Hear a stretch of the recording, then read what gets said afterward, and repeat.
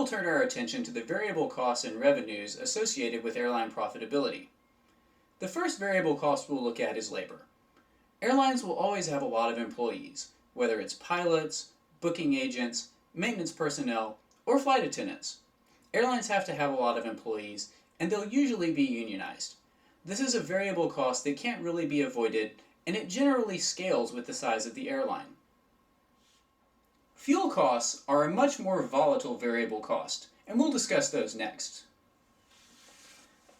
Here we can see changes in fuel demand and the available miles flown by major American airlines. We've talked about legacy carriers needing to fly a larger breadth of routes, and this chart bears that out. Carriers are flying more and more miles and demanding more and more fuel as they fly. We've also seen that jet fuel is very closely correlated to oil prices.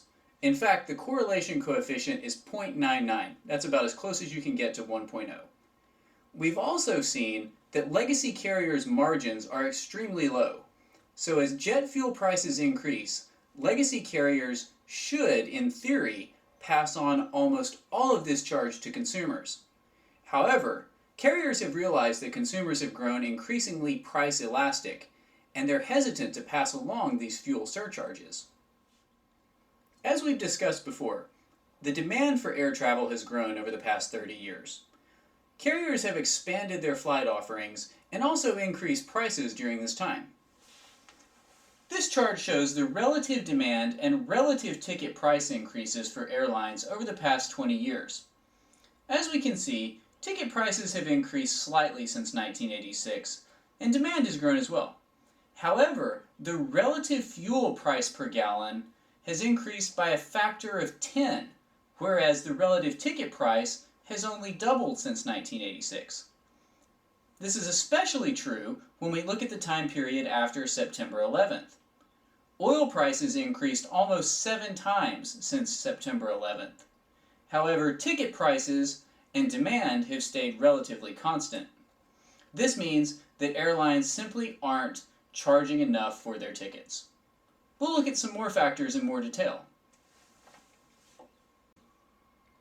If airlines aren't charging more, then there might be other ways they're recouping their revenue in the face of increased fuel prices. So let's look at load factors. Load factors essentially measure how full aircrafts are. This measures the total miles flown divided by the total number of available miles flown. As you can see from this chart, load factors have not increased substantially in the face of high fuel prices. They're pretty seasonal, but if anything, load factors have flattened out over the past 2 or 3 years, while fuel prices have increased from $1.50 per gallon to over $4 a gallon in real terms. Airlines have actually exacerbated this problem by expanding routes and charging bargain fares to encourage more people to fly. The bottom line is that their prices have remained the same, while their costs have increased almost tenfold since the mid-1980s. Now we'll look at the impact this has had on some companies' stock prices. Let's look at the stock prices for 8 major airlines since May 2007. I chose May 2007 as the start date because that's when Delta and Northwest both emerged from bankruptcy protection.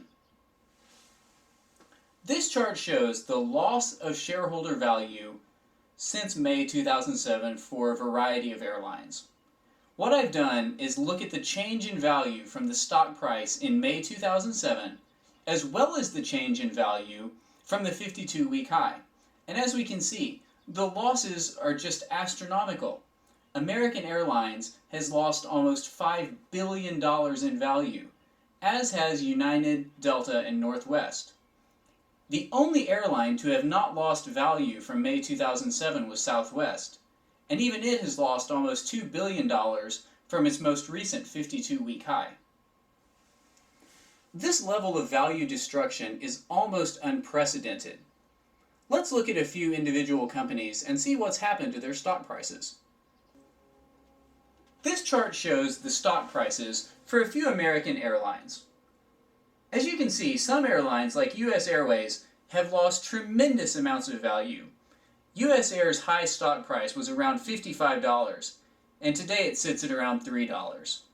You see similar declines for United, Delta, and US Air. Really, the only airline that has had a consistently performing stock is Southwest, and we'll go into some of the reasons for that in a later discussion.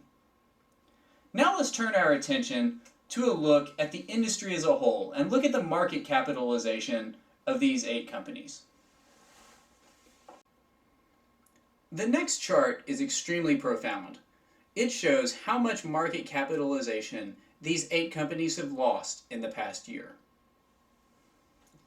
As you can see from this chart, the loss of value is staggering. These 8 airlines totaled more than $44 billion in market capitalization in May 2007. Today, these same airlines have a combined capitalization under $20 billion. And look at some of the individual companies. US Airways has been almost completely wiped out, as has United and American. This chart shows just how powerful a pricing system can be within an industry.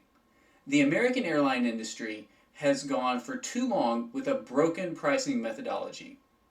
In our next edition, we'll go into more details about why some of these companies have failed so spectacularly, and what's allowed others like Southwest to be less affected by fuel prices. We'll also discuss some possible solutions for the other struggling airlines.